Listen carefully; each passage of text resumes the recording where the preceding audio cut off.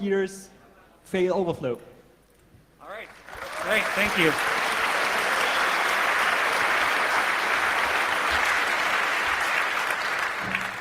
So speaking of owning a PS3, actually we'll get to that in a minute. I should start out by saying that I'm Bushing, and here we have Sven, Mark-Ann, Seger. We are Seger, excuse me. We are just 4 members of Team Fail Overflow. Unfortunately, we sort of overflowed the number of speakers, so the rest of them are, here in the front aisle. It's an international team with, I think we have members on almost every continent. Let's see. We may be familiar faces because 2 years ago we presented, Mark and I presented on some of the hacks we'd done for the Wii. A year before that I had demonstrated the first unsigned code execution on the Wii here at 24C3. 2008, us Wii hackers together with some of the iPhone hackers that I know worked together as Wii phonies. We won the capture the flag of that year and then decided to change the name to Fail Overflow for a variety of reasons. And since then, we've been collaborating on various embedded and thought-expansive projects, the most famous of which that hit the press earlier this year was the full reconstruction of the allowing it to be completely broken. That was a fun couple of weeks. So, on the subject of the Wii, since that's really what we have the most experience with or are most known for, Wii's been out for about 3 years. It's been 3 years since we demonstrated that unsigned code execution. In that time, Nintendo has released 9 firmware updates, and of all those updates, 8 of them were contrived. Only one of them had an actual real feature that somebody would want, namely the ability to run games off of an SD card. Every single other feature was background improvements to improve system performance, which really was their code for patching vulnerabilities. According to VG charts, they sold about 73 million consoles, which I think is the highest of all the consoles, if I'm correct. And of those, we estimate that about 30 million of them were produced before they fixed the bug, where the hash comparison bug that we had disclosed. And so these people were fortunate enough to be able to run BootMe, our alternate bootloader that we wrote for the Wii. We actually ended up putting a lot of time into that because one of the biggest challenges for us hacking on the Wii was not really the protection, but really the fragility of the thing. The software is very, very fragile, and there are very many ways to accidentally brick the device and no way to fix it. So we put time into making something that would simply let you unbrick your Wii. And as of, I believe since September of this year, we are proud to announce we have 1 million unique users of the Homebrew channel. So that's over 1% of all users of all owners of Wiis have installed our Homebrew channel. So that was so I'd say we had a pretty good run. So let's take a look at what consoles we have here. So there's first the Wii, which was released at the end of 2006. Then the Xbox 360, which was released about a year earlier, and the PS3 was released at about the same time like the Xbox, and like the Wii. And so the Wii was pretty much broken from the beginning, because they were like drive chips, which allowed pirated games to be run, and GameCube Homebrew. And then after a year it was like fully broken, and Nintendo tried to fix it again and again, but well, they failed. So in the end it's just broken, and it's still broken, and it probably will be broken. So then we have the Xbox 360. It has a really good security system, and there were only like 2 major hacks, which was the King Kong hack, which was demonstrated I think 2 years ago, or 3 years, and then the JTAG hack. But those were minor bugs, and Microsoft was just able to fix them. So, okay, the drives are completely hacked, so we could also mark the whole thing here in red and in blood, but well, we don't care about piracy. It does not allow homebrew code, and we don't care about running code others wrote. We want to run our own code. So, and then there's finally the PS3. So the difference here is that the PS3 originally supported Linux. So no one really cared other than one single thing where you cannot really use the 3D features on Linux. So they found some way to get around that. Sony pushed a firmware update because they didn't want that, and they fixed it. So, well, but still nothing happened. But then Sony decided to release the Slim. So they claimed they don't want Linux, or they're not going to support Linux because they want to save money. Well, today we know that this is bullshit because Linux just runs on the Slim without any huge code modifications. So it was just something they claimed to do, but it's certainly not true. And after that, people actually started to care. And a few months later, GeoHot tried to break the hypervisor, which is going to be explained later. And Sony's reaction was to remove Linux. And then finally the jailbreak happened. And yeah, in the end, we're going to present some new hacks. And the PlayStation 3 is likely going to look like the Wii afterwards.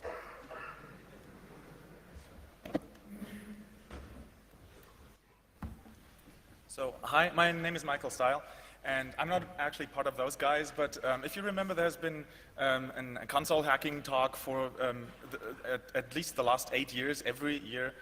And every once in a while, I get a cameo in one of these talks because I look at the big picture, at the statistics about what's going on in the hacking space, and it's always the same thing I want to say, which is Linux is inevitable. Either you support Linux on your hardware, or it will be hacked, so it'll run sooner or later.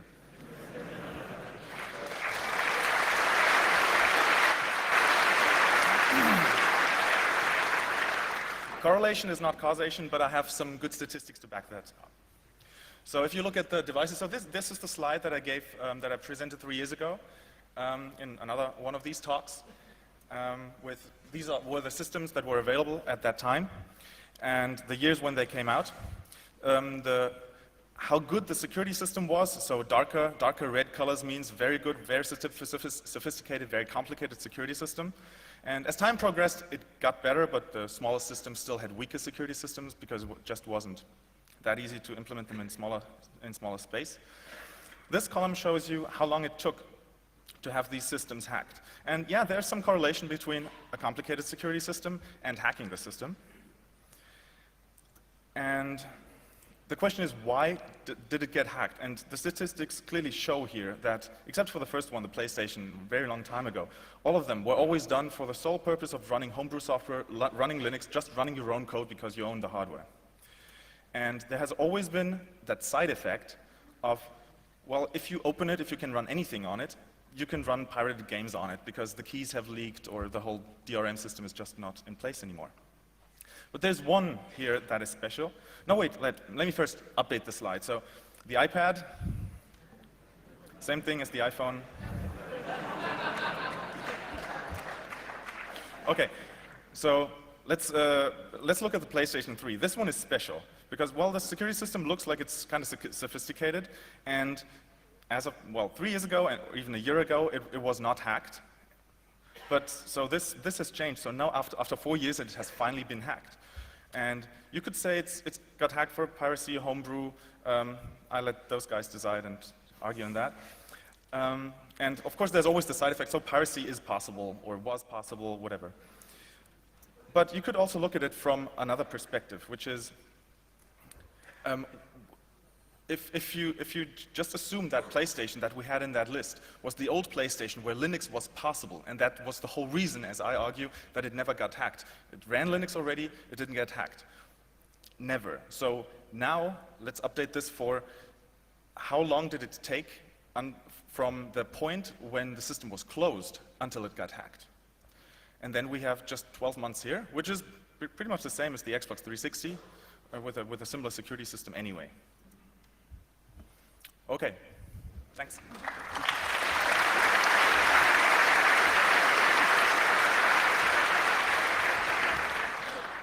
Okay, so before we're going to talk about how we can break the security system, we have to talk about how the PS3 actually works. So what Sony did was to ask IBM for their cell processor, which is called the Cell Broadband Engine, and they put it in there. So this is essentially just a 64-bit PowerPC, and they have like, which is on the bottom left there, and they have like 8 SPEs, or SPUs. That's synergistic processing element. It's just a fancy name for a vector processor. So each of those things has like 265 kilobyte of memory, this memory can, well, it cannot access the rest of the memory. It can just DMA from and to it. And so they can use this for security because there is this special mode. So at the bottom you see the local storage. It's usually you have like the whole thing is available from the PowerPC. You can just read it, you can write to it, you can even stop the SPUs and look what they are doing. You can even write a debugger on the PowerPC to like totally inspect what's in every single register. However, when isolation mode is enabled, an authenticated binary is loaded, decrypted, and verified by hardware. and the local storage gets closed down. All the debug features are disabled. So the only thing you see is the pirate marked in green there, which is like a small area used for communication with the PowerPC, and the red area is blocked and only accessible from the SBU itself. So Sony can use this to like hide things or implement some stuff they don't want us to see. So then we have how code running there. We have the hypervisor at the top, which can virtualize multiple logic partitions, and usually the only thing running there is level 2 or game OS, which is like some kind of kernel that provides support features for games and so on. And games itself are running in problem state, which is the PowerPC user mode. And level 2 and level 1 can communicate with the SBU in isolation mode usually. What usually happens, or what Sony does, is that game OS calls level 1 with some hypercall, tells it to like load the SBU, load some loader on there, and let it decrypt stuff. But game OS itself can do this as well. So, and now we're going to talk a bit about the boot process. So what very first, okay, that's actually wrong. It's actually a bootloader here. Well, yeah, so bootloader essentially loads level 0, which is some PowerPC code running in hypervisor mode. The sole purpose of this code is to bring up the PowerPC, bring up another SBU to load medloader, which then loads level 1 loader. So those are just isolated binaries used for like loading more stuff. And finally, level 1 gets loaded here. And yeah, just continues with loading another SBU, loading medloader again, and loading level 2 loader.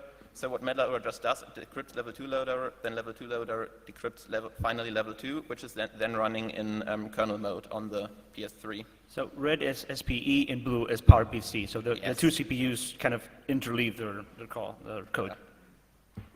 Yeah. All right. So let's look at the security systems of the different consoles. There's a whole bunch of features that consoles can share in their security systems. So let's compare them. So the first security feature that everyone puts on is a hidden boot ROM that can do something special.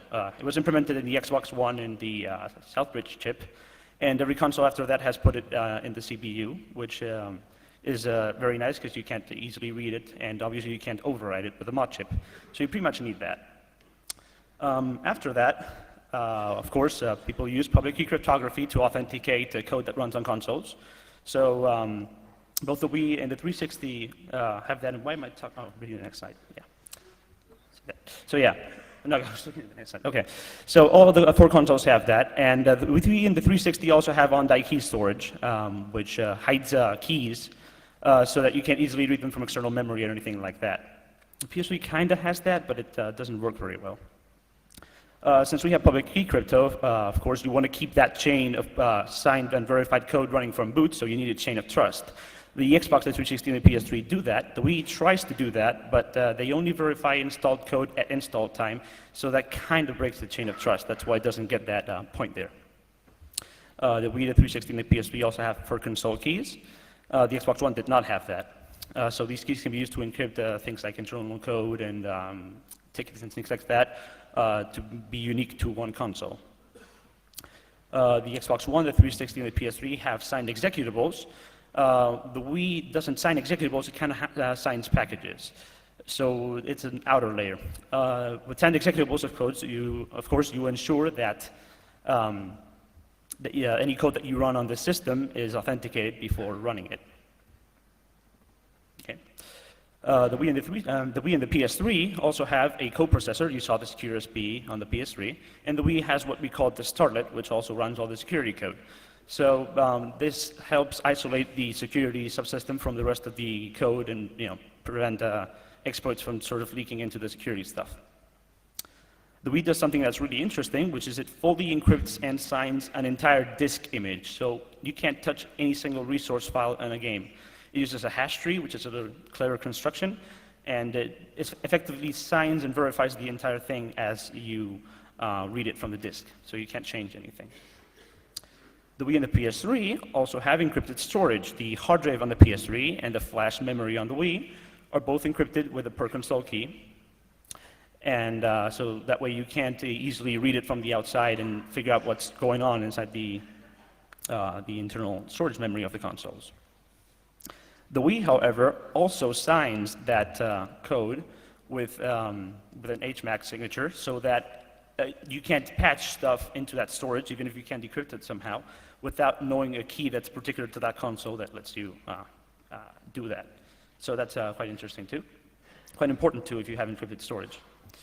The 360 does memory encryption, which none of the other consoles do, and it also does memory hashing. So you can't tap a memory bus or glitch something in the protected areas of memory. You can't DMA to them. It basically prevents a whole bunch of hardware-based and DMA-based memory attacks.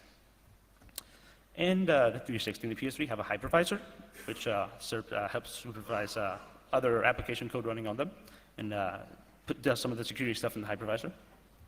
The PS3, however, also has user mode and kernel mode. So the PS3 has all three levels, user, kernel, and hypervisor mode, while the 360 only has kernel and hypervisor mode. It does not do user mode. It runs all games in kernel mode. And the Wii runs everything in kernel mode. It doesn't even try to separate stuff on the main CPU. And the 360 has e-fuses, which are used to prevent downgrades. It actually blows a fuse inside the CPU when you perform some system updates, and you can't reverse that anyway. So once you run an update, there's no way you can downgrade unless you can break the chain of trust before that check happens, which, as far as I know, has not happened so far. So these are the features of the consoles. There's one, however, on the PS3 that's already kind of useless, because it turns out the PS3 encrypts stuff with a key that's the same for every sector and the same IV and doesn't hash anything. So they pulled off this neat trick where you can copy a file into your PS3, like a movie or something, then you can find those sectors by watching what changed on the drive, then you take another chunk of the drive, copy it on top, then read the movie back, and it decrypts those sectors that you copied on top for you. So you can do that to decrypt any chunk of the hard drive. And since they don't verify anything, and everything uses the same key and the same IV, it just works. So that encrypted storage is pretty much screwed up to begin with. Okay, so the PS3, however, have other OS, which is a way to run Linux. And as we saw, well, I'm pretty sure it worked as a deterrent because people could already run code, so why break it? But then Sony decided to get rid of it on the PS3 Slim, which is, it's a way of drawing attention. So, yeah.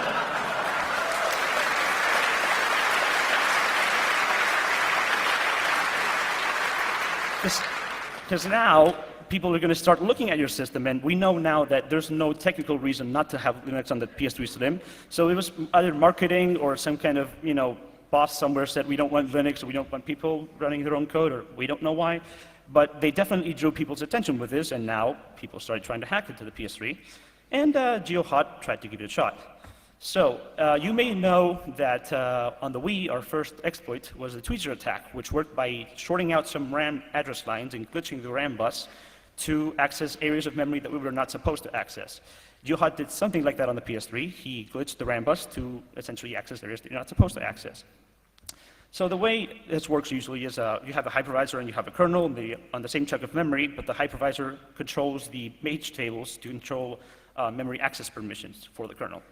So when you allocate some memory from the kernel, the hypervisor gives you a mapping to that memory so that you can access it. And when you remove that chunk of memory, it deletes that mapping and you cannot access it anymore. GeoHot glitched the memory bus right when that write happened, so that even though the hypervisor thinks you have that chunk of memory allocated, in reality it's not actually, it's not freed completely because the kernel has still a page entry that can access it. So the hypervisor thinks that's free memory, but you can still read and write from it, which is bad. And finally, all you have to do is ask the hypervisor to create a new virtual address space, which means create a new page table. And if you're lucky, it ends up in that chunk of RAM. And then suddenly you have access to the page table. You can read and write from it. If you can write to the page table, you can map the hypervisor. If you can map the hypervisor, you can do anything you want in hypervisor mode. So that gets us hypervisor exposure.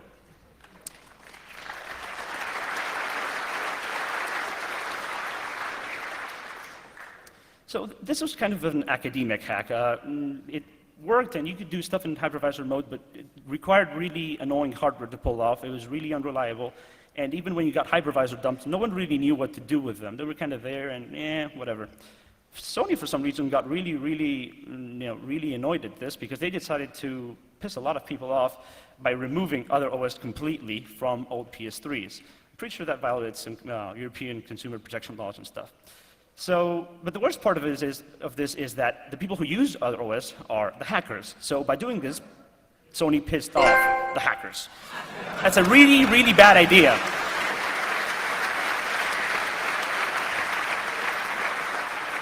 Well, in other words, they are still getting hacked now. So for a while, interestingly, nothing really happened. Obviously someone was working on this behind the scenes, because then we got the PS jailbreak, and then we got a whole ton of clones of it. So the PS jailbreak is a device that lets you run your own code at LV2 kernel level and above, and it uses a clever USB exploit to do that. It's actually a USB device that pretends to be multiple USB devices behind a hub. We'll ignore most of those for now, because we got to keep this short, but the important ones are the first one and the fourth ownage devices, we call them.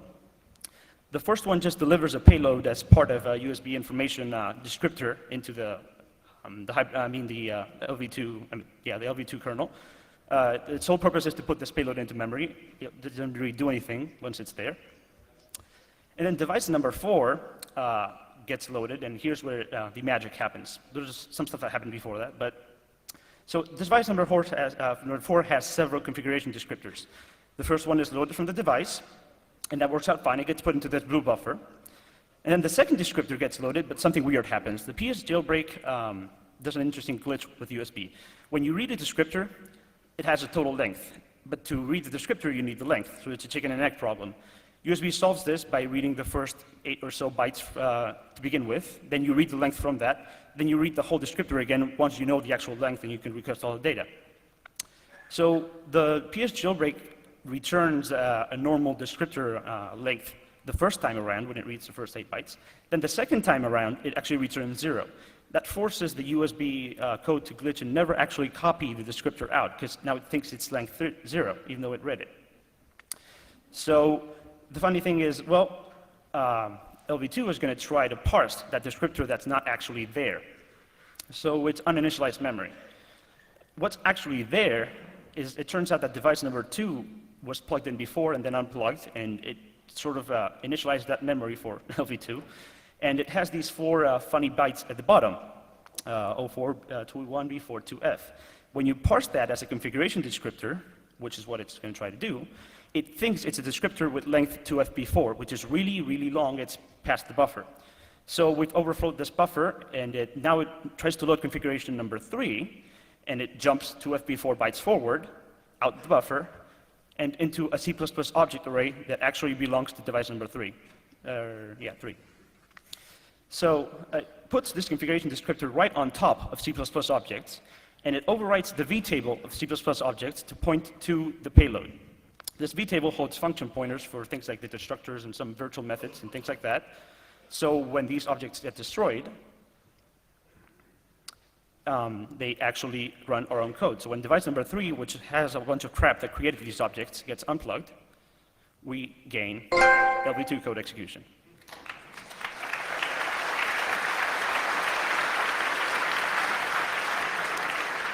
So this was implemented by the PS jailbreak and then cloned, and there are a whole bunch of implementations of it.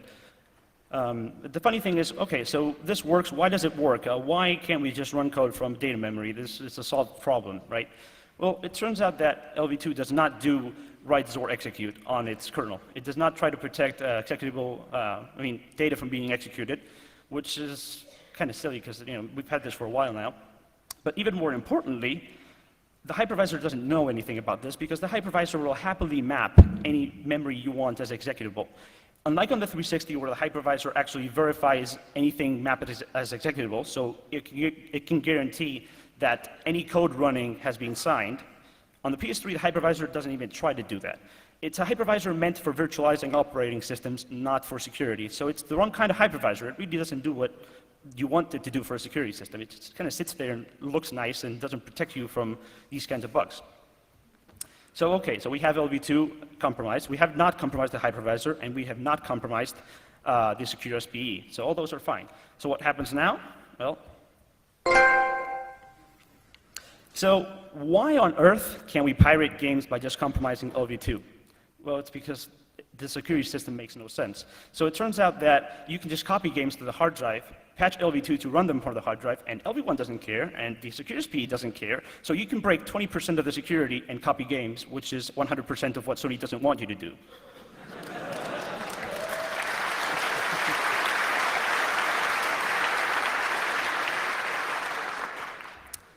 So let's go back to our overview of the security features. Obviously, the hypervisor is basically useless because it doesn't prevent you from copying games, so what on earth is it doing? And it's not preventing you from running your own code either, because you can just use an exploit. And the signed executables are also pretty useless because the hypervisor does not enforce them to be signed, to be loaded into memory. You can just ask it for some executable pages, and it just does that. Okay, so Sony fixed this, obviously. And when Sony fixes something, as you might know from the PSP scene, everyone thinks, okay, let's downgrade. So people started looking into this, and I believe it was the people behind the PS jailbreak who also came up with a way of downgrading. And the way that this works is that Sony has a service mode that they use in their service centers that puts the PS3 into a special mode where it can run some signed code from a USB stick. This service mode is entered by using a USB dongle that does some crypto auth with the PS3, but it turns out it's a symmetric auth, it's HMAC. And since people had broken into the PS3, they found the keys, dumped them, and made their own clone jigs, which is what they call them. And there was a service app that was signed, that was leaked, that lets you reinstall the operating system on a PS3 without any kind of downgrade check. So you just use this jig, then put this on a USB stick, put an upgrade or a system install file on a USB drive, and it just installs that without checking if it's older or newer or anything like that. And since people can downgrade, back to piracy. Okay, so what we did with this whole PS jailbreak thing is we wrote Asbestos, which is a replacement for Game OS. The idea, for other OS. The idea is that, well, since Game OS and other OS really are kind of the same thing with different permissions, the hypervisor interface is the same, you can basically replace level 2 with Linux. So Asbestos takes over level 2, and then you can pretty much just run a Linux kernel, bootload it from a network or something like that, and you can run Linux again, even on a PS3 Slim. It turned out it just worked. There's nothing about the Slim that makes Linux not work. So it was all, the reason why it doesn't support it is because they didn't want to support it. And we also added a feature to it that lets you make your PS3 into a dumb slave that you can control from your PC, and you can use this to experiment with Python scripts, poking the hypervisor, poking the SPEs, reading, writing memory, making hypercalls. Basically, it's a way to experiment with PS3, and especially its security system, really, really quickly from a PC environment. Okay. Yeah. So what have we done so far? So far, we managed to break into level 2 with some jig where we have to plug something into the USB bus, then turn it on, press eject, and then it actually runs your code. But we want more than that. We want like some vulnerability where we can just turn the PS3 on and just boot into Linux for us. So to do that, we need to figure out some more stuff, like how does Sony encrypt their ELFs? So what they do is they build a normal ELF using just some compiler and stick a header on top of that. So this is their crypto header marked in blue and green here. And they have each of those loaders running on the isolated SPUs has some loader key, which can be used to decrypt a unique self key. This one is then used to decrypt the rest of the header, and at this point the signature is checked. So the signature, we're going to talk about that later, is essentially all the stuff marked in blue there is signed, so you can't modify anything in there. And then the header also has a table of AES keys and SHA-1 hashes so that they can actually encrypt the program headers and make sure that you don't modify them. So as soon as you modify a bit somewhere in the whole self, it will not work anymore because either some hash is not doesn't verify anymore, or because the signature itself is wrong. So yeah, those are like every code Sony gives you is wrapped into those files, so you can't see anything. However, we can just use the SPEs to decrypt the code. So Sony's idea is, yeah, they can't see our code, so they can't find bugs in there. Well, as soon as we have PowerPC access, we can just ask the SPU to nicely decrypt stuff for us, and it will do so. It does not do any checks on what actually asks you to decrypt things. So with this, we just use asbestos and this netrpc thing, write some Python scripts on the PC, and use it to like decrypt application selves or level 2, or like just about decrypt just about everything now, by just asking it to do it. So we don't even need to know how it works. We just have to ask it to do it for us. But, so yeah, the obfuscation is useless. But we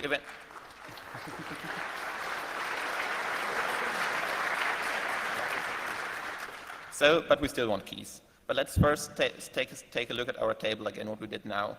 So we have the security code processor there. It's pointless. So and let's go one step back to the chain of trust I showed at the beginning. So here we have it again, and I'm not going to explain and on the left you just see what is run in chronological order, and on the right you see the usage. And there are two things there which they can't update. It's bootloader and medloader. So bootloader is the very first thing that runs, and it's just the very first thing that runs, and metaloader is used to load isolated SBU binaries, so they can't update that because it's encrypted with the console-specific key. And yeah, the rest they can update all the other things. And they don't want us to downgrade. So they added some revocation. You get the revocation list, they are stored on the NOR or NAND flash as well, and the loaders verify if you try to load some binary, is this on a revocation list, and if it is, it will just refuse to boot. So the stuff at the top, it cannot be revoked because the previous loaders do not support any kind of revocation lists, so Sony did something else there.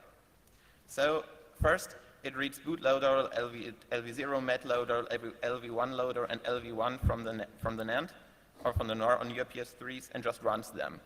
And then once LV1 runs, it loads all that stuff again to verify it. So you can just remove the NOR, plug in a mod chip in there, so when it's read first, you supply your downgraded version. Then when the PS3 reads it for the second time, you supply the real version it's supposed to run, and it will just run because it thinks yeah, I am running the current version, so I can just continue to boot. And this allows us to downgrade everything, because we can just downgrade the revocation list as well, so the revocation is useless. It's just some kind of specification thing. There's no revocation there. So as soon as we break one loader, we break it forever. We can forever own all PS3s out there. So we need to do that. So here we have the local storage again. It's an isolated mode, so you can't access the red stuff. Only the SPU itself can do that. But you can access the green stuff, and you need to supply a revocation list. So this list is, of course, signed and encrypted, so they have to copy it to the protected part, because they don't want you, if they would decrypt it in place and check the signature in place, you could just wait for it to do that, and then at the right time write some PowerPC code to modify it. So they really have to copy it. And here's how they do that.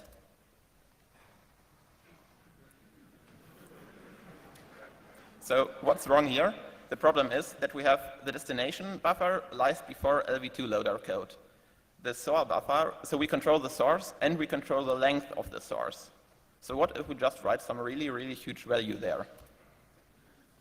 Well, we overwrite LV2 loader code and run code in isolated SPU mode. Then we can just go ahead and dump their keys. Just write something to push them over to the PowerPC, and then, yeah, then we can actually reverse the whole loader and we get some keys there.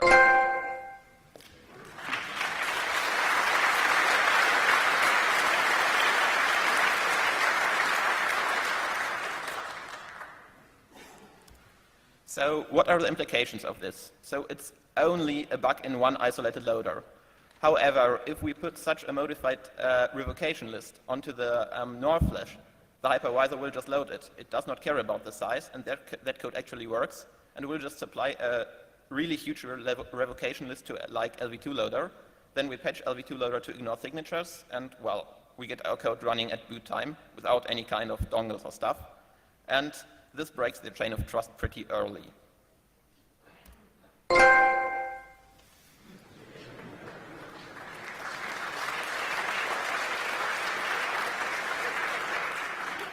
So as you can see there, this is fail. But we promised epic fail, so we'll have to look further. So let's go back to the table. Well, the chain of trust is broken. And back to the selves. We now like how just about everything works here, except for the signature part. So how do they do that? How does the signature thing work? So this is ECDSA, and it's some crazy math stuff that guy over there is going to explain now. Okay. Hi.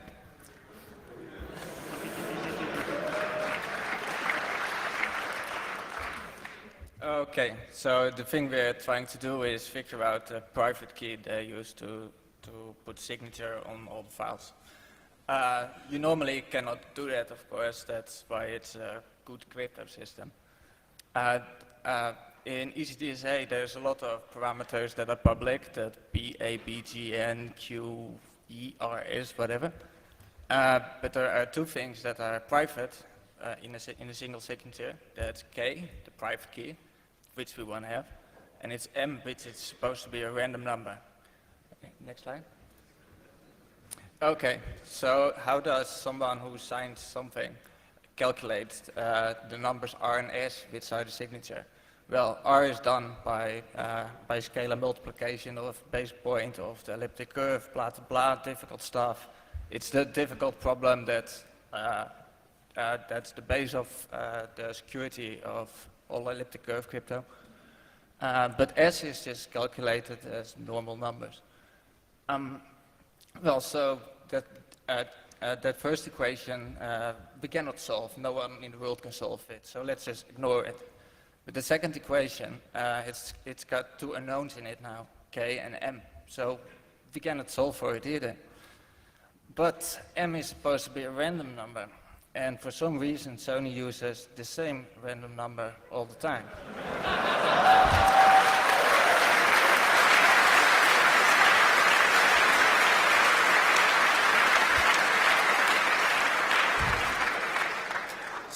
So there at the top are the two equations again, but twice now, like we have two separate signatures. We're going to ignore that top one again because it's difficult, right? But now at the equation for S1 and S2, we still have only two unknowns because it's the same M. It's supposed to be a different M every time. Then we've got three unknowns, only two equations, no way to solve it. But now we've got only two unknowns. So it's trivial to just solve for M by just, you take the two formulas, subtract them, whatever, just a bit of formula manipulation. And then you solve M, and then you've got M, and you just fill it in, and then you solve for K. So we've got a private key without even having to know most of the curve parameters and anything.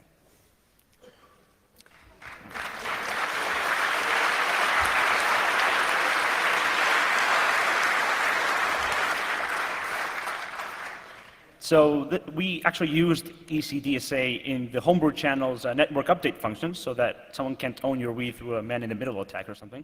So this is how we do it, right? We do the easy math. You can see the M times EG, blah, blah, blah, blah stuff there. And for M, we read cryptographically secure random numbers from dev-random on Linux. You know, that's what you're supposed to do, and what Sony does is, well,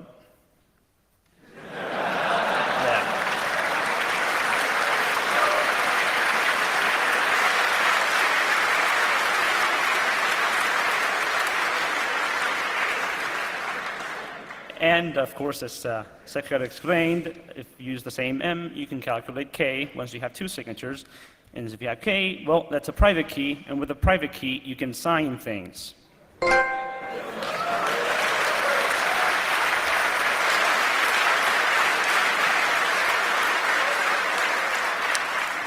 So these signatures are every bit as valid as Sony's official signatures. They are indistinguishable. And we can get keys for LV2, we can get keys for LV1, we can get keys for revocation lists, we can get keys for hypervisor configuration files, which is interesting, and for packages and a whole bunch of stuff. So we actually don't have keys for level 1 because we can't run that loader because it does weird hardware stuff, so we still have to figure that out. Yeah, sorry. So in fact, you can get the keys if you have the plain text for all the loaders, but right now Sony's security for the few loaders that haven't been dumped yet hinges on just the AES stuff that we don't have and the per console key, but everything that you need to get these keys is inside a PS3, you just have to get to it. So back to the table here. Well, they botched the public key crypto, so that's a big fail. And we're left with user kernel mode and on-die boot ROM, which are not exactly high-tech security features. So pretty much botched the entire thing.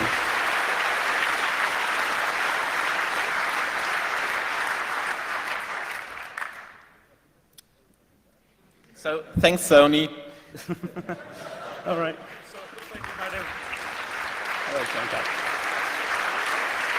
Coming soon. Looks like we might have a little bit of time for questions, for Q&A. We're actually going to try to do a demo of this, and we were going to do it now, but as usual, demos are late or don't work. In fact, we have video issues the same way we had video issues with the BootMe demo 2 years ago. So we're going to try to fix that, and we're trying to schedule a lightning talk tomorrow to get that presented.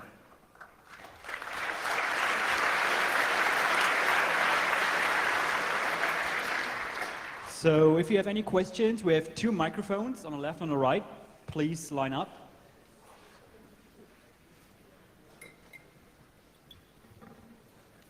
And if you're afraid of asking questions in public, the people are down at the Hack Center.